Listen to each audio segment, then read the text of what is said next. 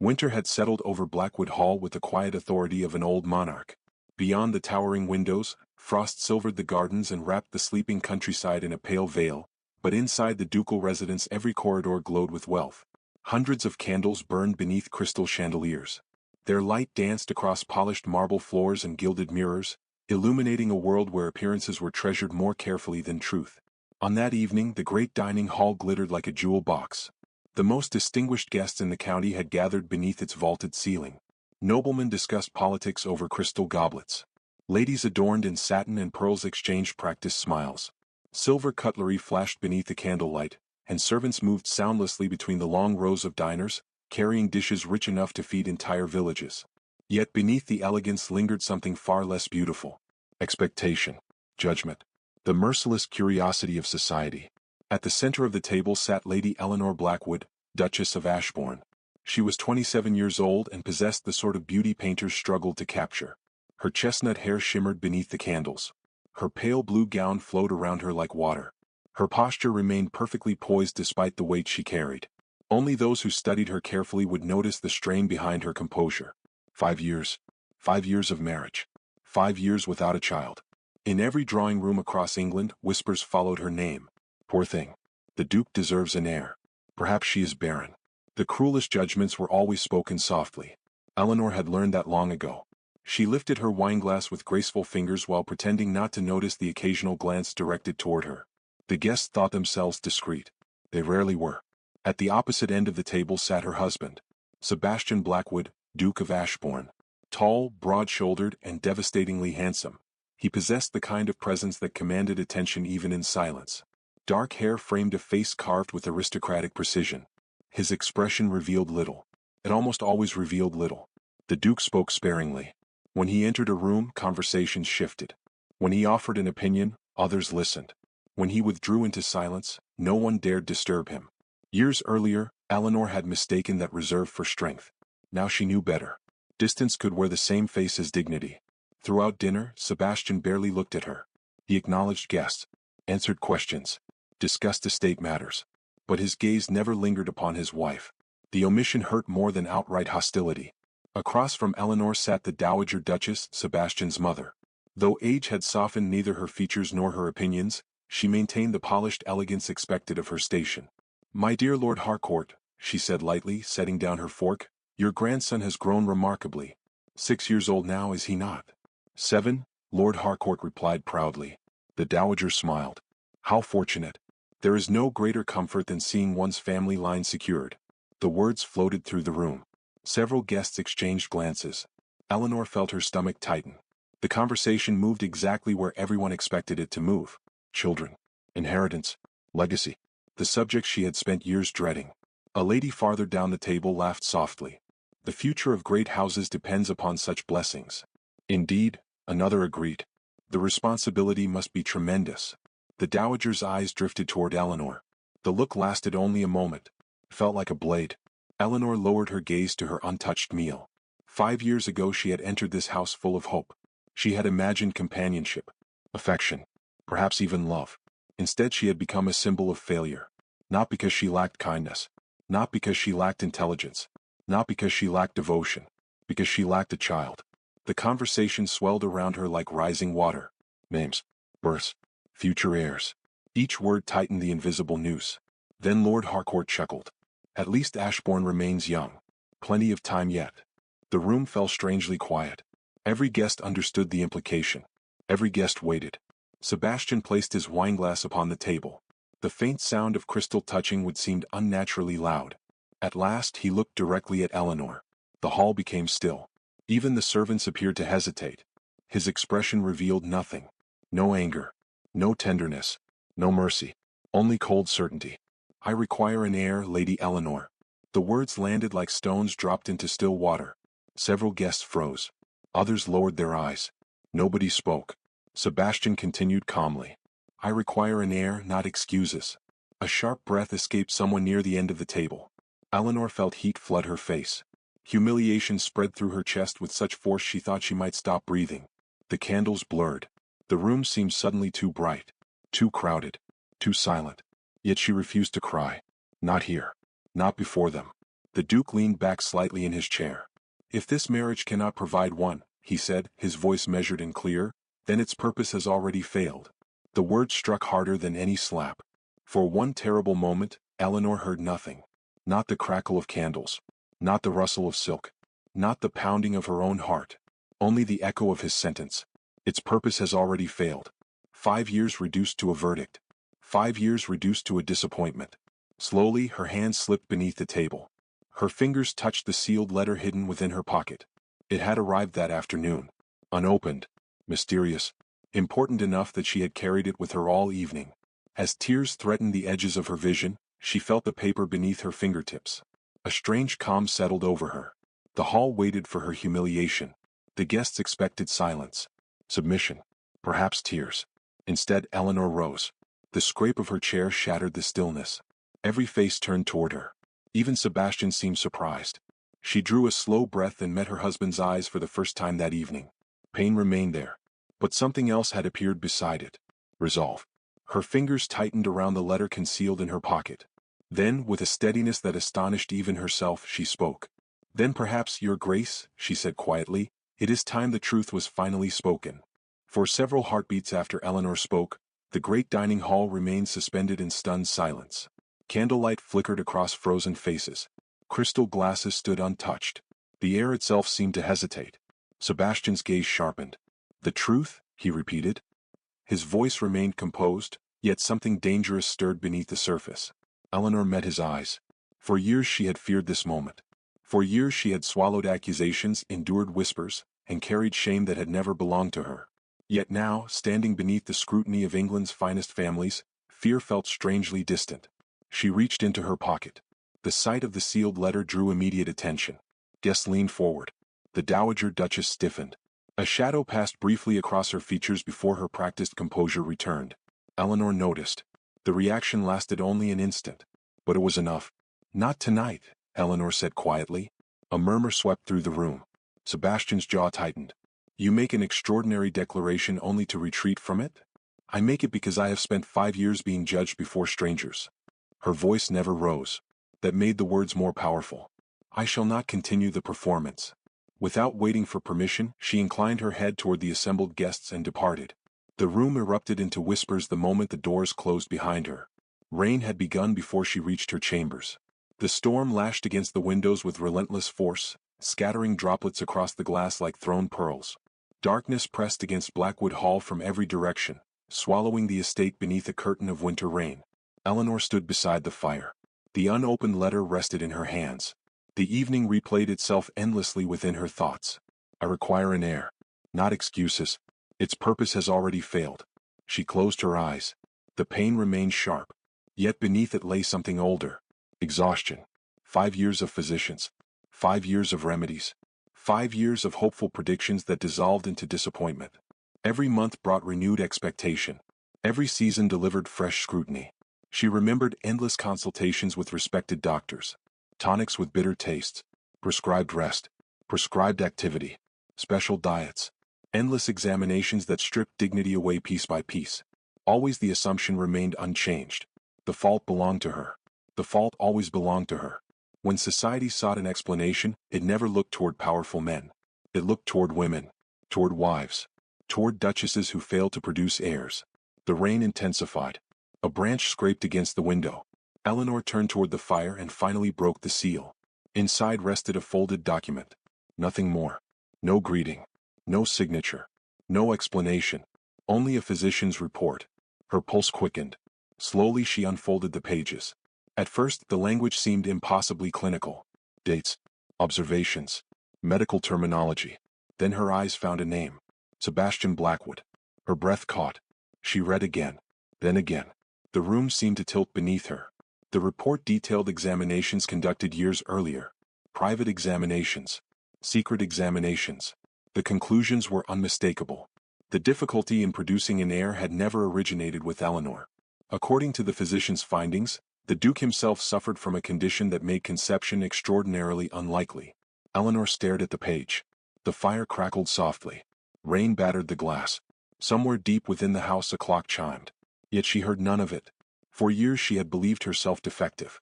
For years she had carried guilt like a stone chained to her heart.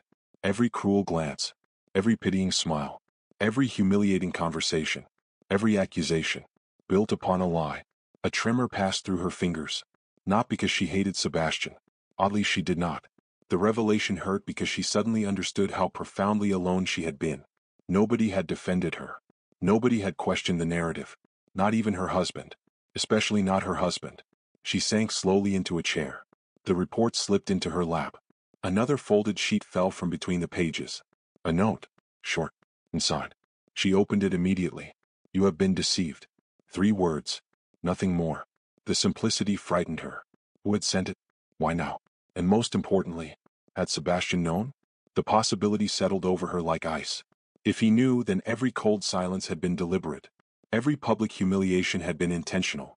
Every moment of distance had concealed a terrible betrayal. Yet another possibility troubled her equally. What if he did not know? What if someone else had buried the truth?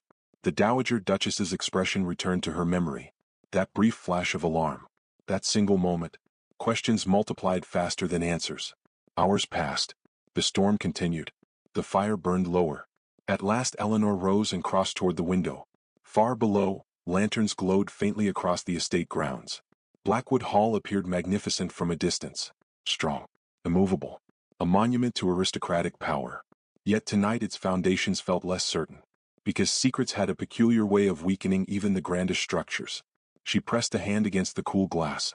For the first time in years she imagined a future beyond shame. Not happiness. Not yet. But freedom from undeserved guilt. The thought felt almost dangerous. A sudden knock interrupted her. 3 measured taps. Not loud. Not timid. Deliberate. Eleanor turned. Enter. The door opened only slightly. An elderly servant stepped inside. Mr. Whitmore had served the Blackwood family longer than most guests had been alive. His silver hair gleamed beneath the candlelight. His usually steady expression appeared troubled. My lady. What is it? He hesitated. The hesitation alone unsettled her.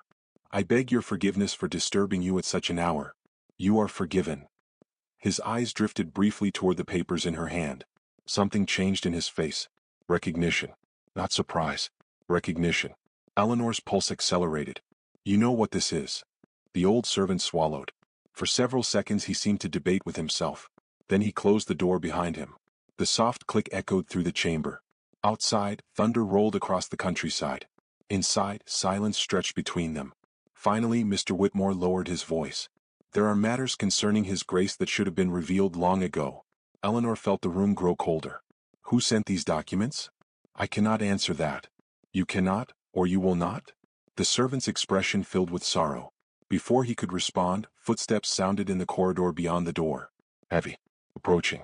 Mr. Whitmore's face drained of color. He looked toward the entrance. Then back at Eleanor.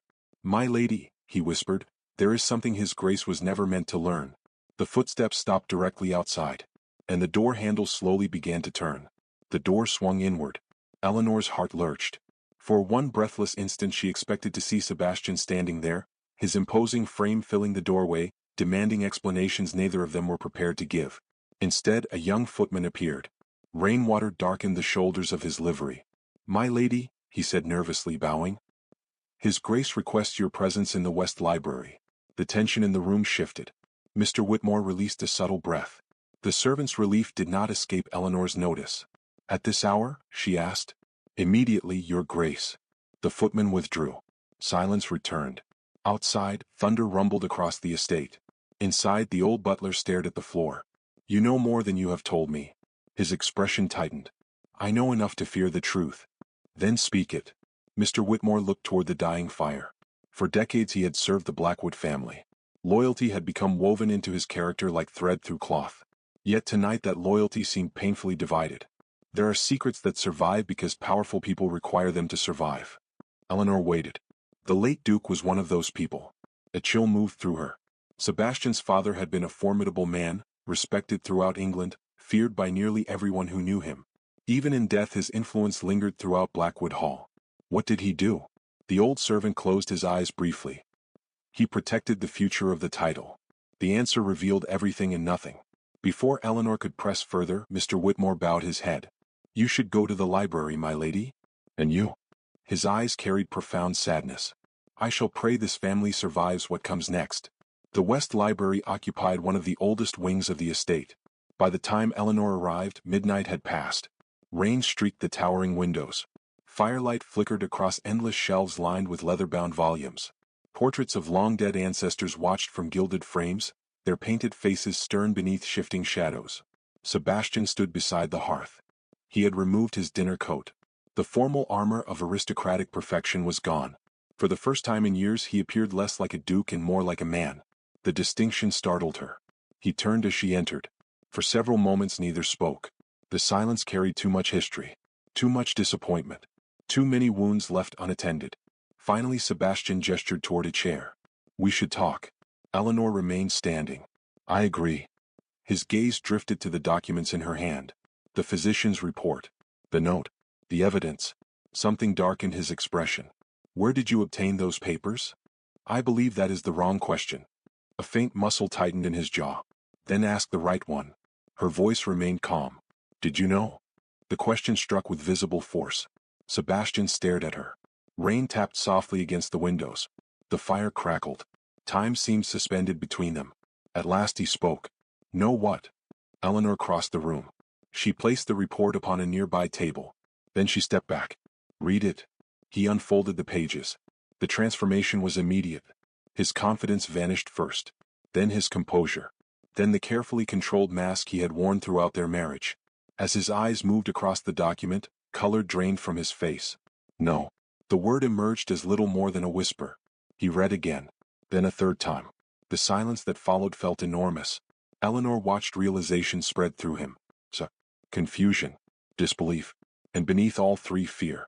The Duke of Ashbourne looked genuinely afraid. Where did this come from? He asked. You truly did not know. It was not a question. Sebastian slowly lowered the report. For several moments he seemed unable to speak. Then he sank into a chair. The gesture alone revealed more vulnerability than Eleanor had witnessed in 5 years. My father arranged medical examinations shortly before our wedding. His voice sounded distant. I was told everything was normal. Eleanor felt anger stir. Not fiery anger. Something colder. More painful. And you never questioned it? His gaze lifted. No. The honesty cut deeper than denial would have. She laughed softly. The sound held no amusement. Of course you didn't. Eleanor. No. The single word stopped him. Years of restraint suddenly trembled beneath the surface. You watched me endure every accusation. Her voice remained quiet. That made it impossible to ignore. You watched society ridicule me. His eyes lowered. You watched physicians examine me repeatedly. The fire snapped sharply. Still he said nothing. You did not merely doubt me, Your Grace. The title sounded distant now. Formal. Almost strange. You sacrificed me. The words settled heavily between them. Sebastian closed his eyes. For the first time since she had known him, he appeared unable to defend himself. Because there was no defense. Minutes passed. Neither moved. The storm gradually softened beyond the windows. The fury of the weather had begun to exhaust itself. Inside the library, another storm lingered. Finally Sebastian rose. When he spoke again, his voice carried none of its usual authority. Had I known? Eleanor's expression hardened. You never wished to know. The truth landed with devastating precision. His shoulders sagged. Not dramatically. Simply enough to reveal the burden he carried. A long silence followed. Then, unexpectedly, he began speaking. Not as a duke. As a man. My mother died when I was 10. The confession seemed unrelated. Yet Eleanor listened. My father taught me that weakness invited ruin. His gaze fixed upon the fire. Grief was weakness. Another pause. Affection was weakness. The flames reflected within his eyes. Trust was weakness. Eleanor felt something shift. Not forgiveness. Not yet. Understanding. The smallest fragment of it. Sebastian drew a slow breath. I spent my life learning how not to feel. His voice nearly broke. The sound startled them both. And eventually I succeeded. The admission hung in the air. Raw. Unpolished. Painfully sincere. For years Eleanor had imagined her husband as cold. Tonight she saw something different. A man who had frozen himself long ago and forgotten how to thaw.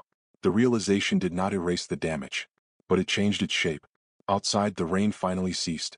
Moonlight began emerging through fractured clouds. A pale silver glow touched the library windows. The storm was ending.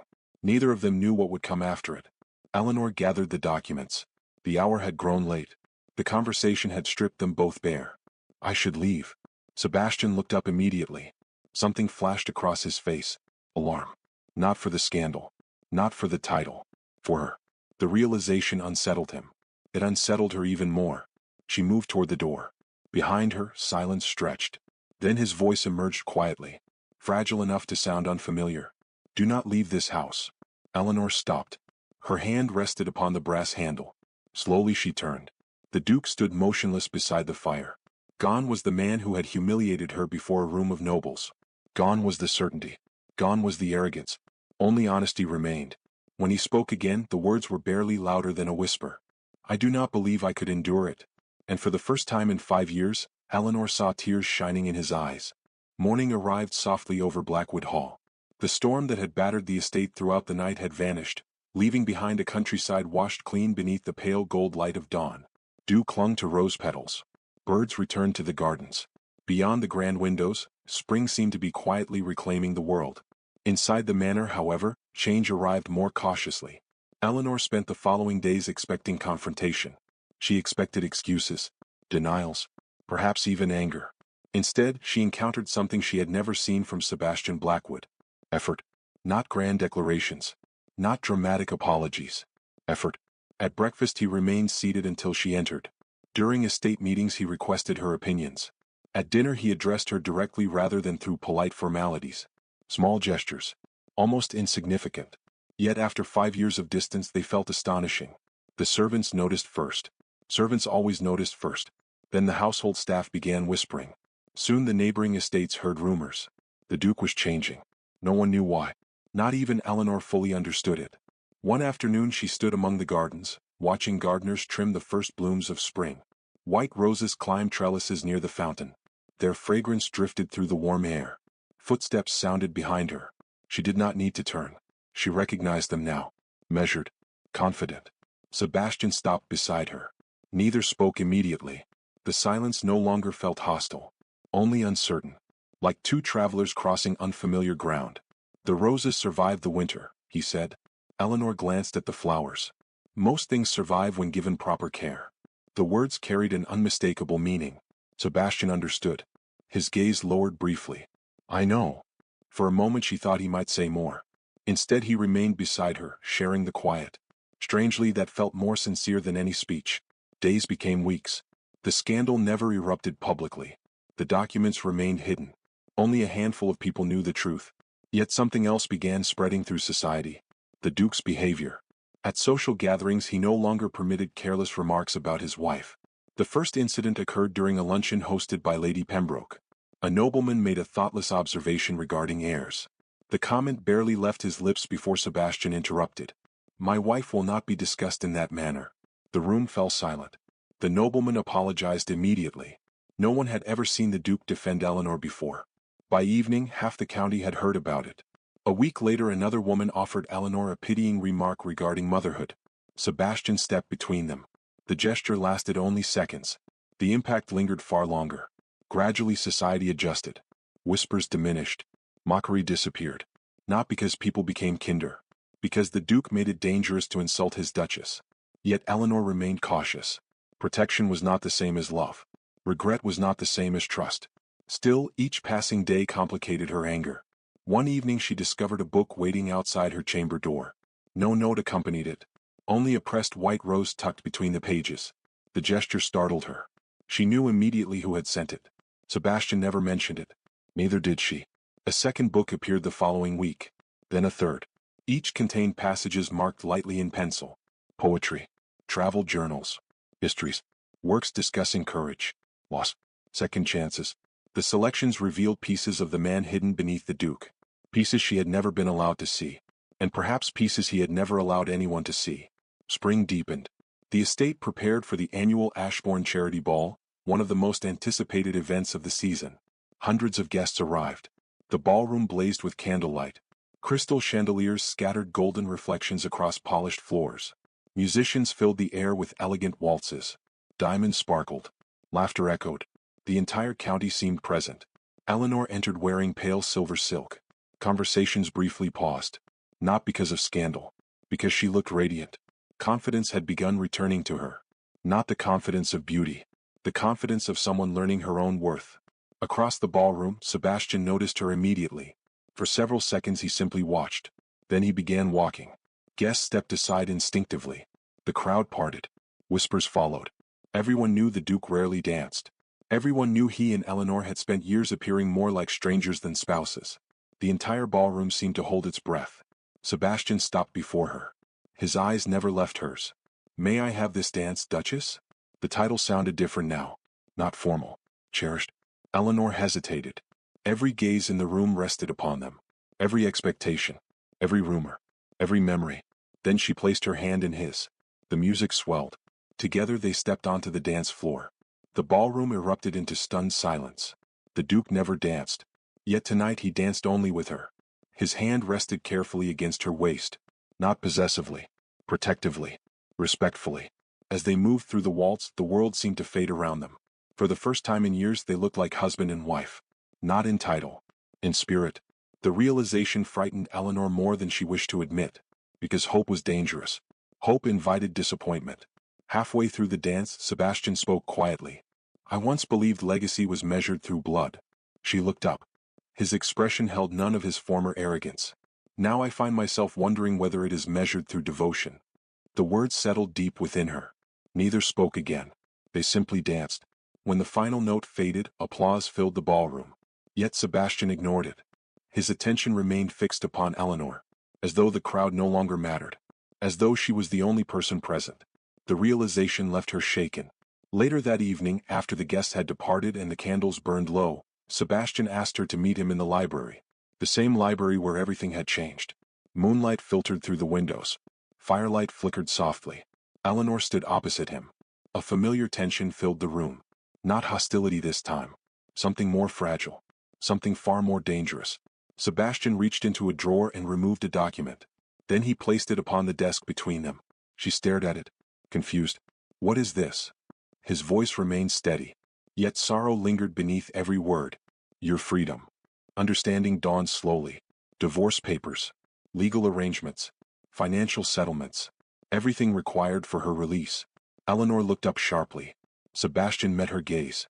"If you wish to leave," he said quietly, "I will not stop you." The words carried genuine sacrifice. Not rejection. Well, the kind willing to lose.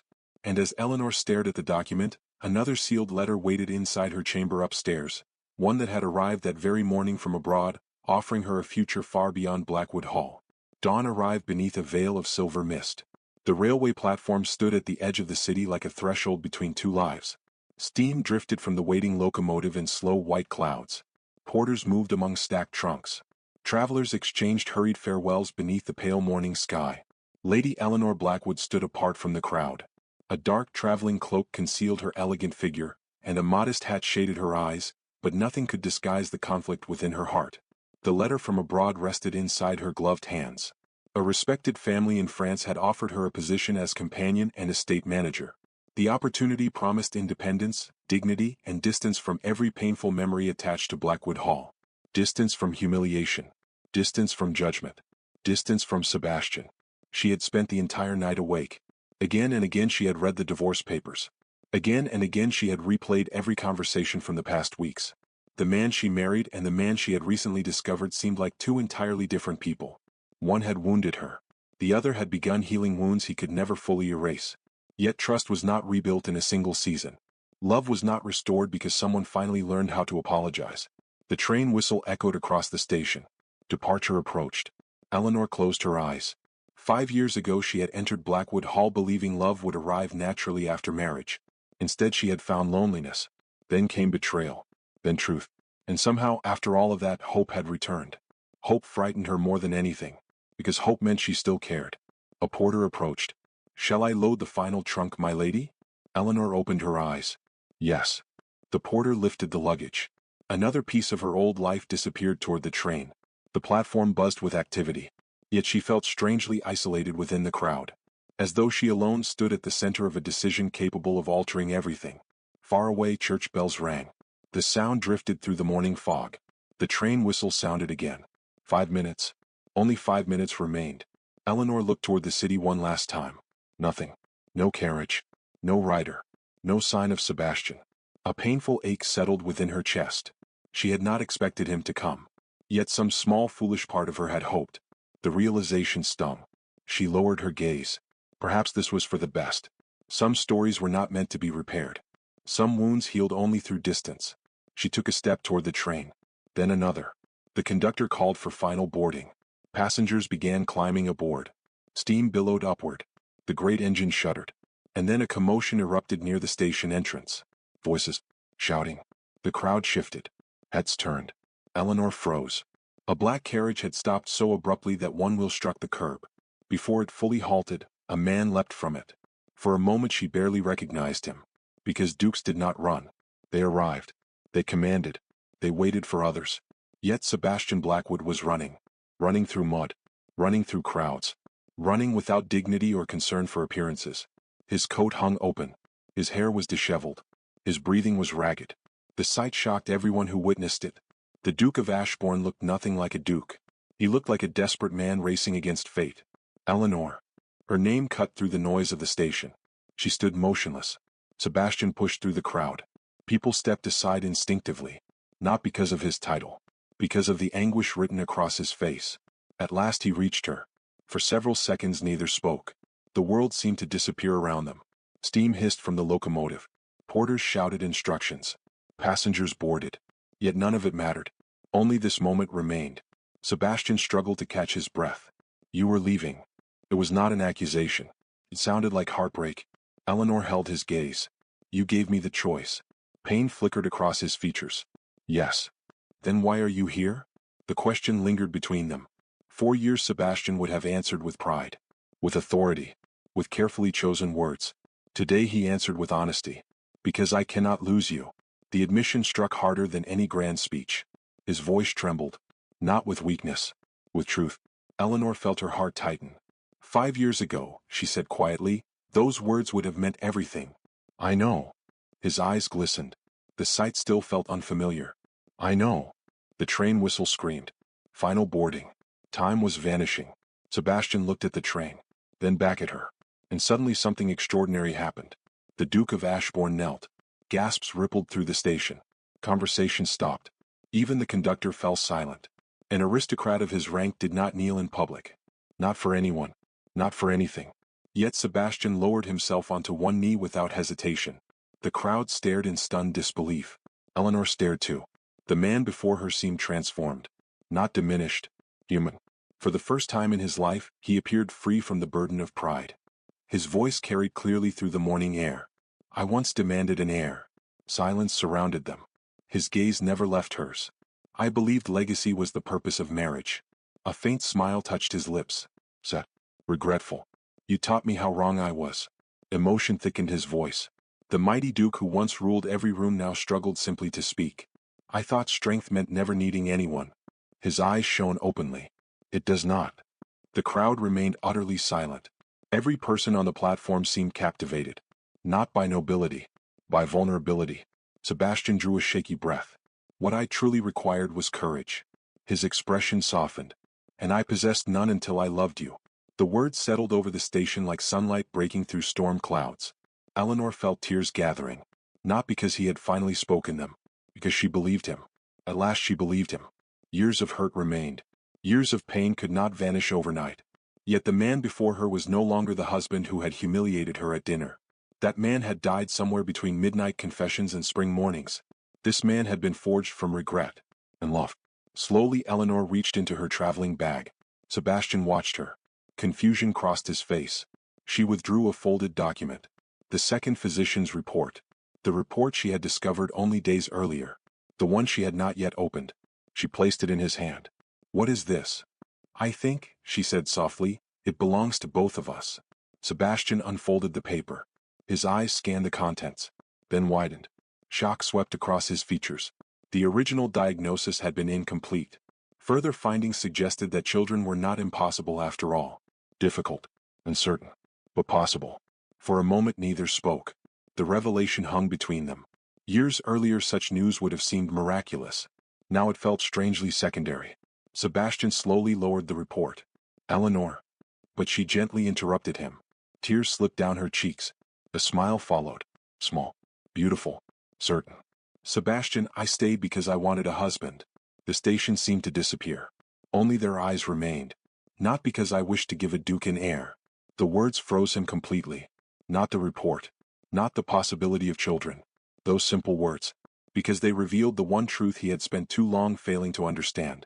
She had never wanted his title. Never wanted his fortune. Never wanted his name. She had only wanted him. The realization shattered whatever remained of the walls around his heart. Sebastian rose slowly. Eleanor stepped toward him. Neither reached for the other immediately. The moment deserved patience. Then, at last, their hands found one another. No promises were spoken. None were needed. The train departed without her. The mist began to lift. Sunlight spilled across the platform. And as they stood together watching the morning brighten, the future remained unwritten, uncertain, and wonderfully imperfect. For the first time since their marriage began, neither feared it. Together they walked away from the station, not as a duke seeking an heir, nor as a duchess seeking escape, but as two hearts finally choosing each other.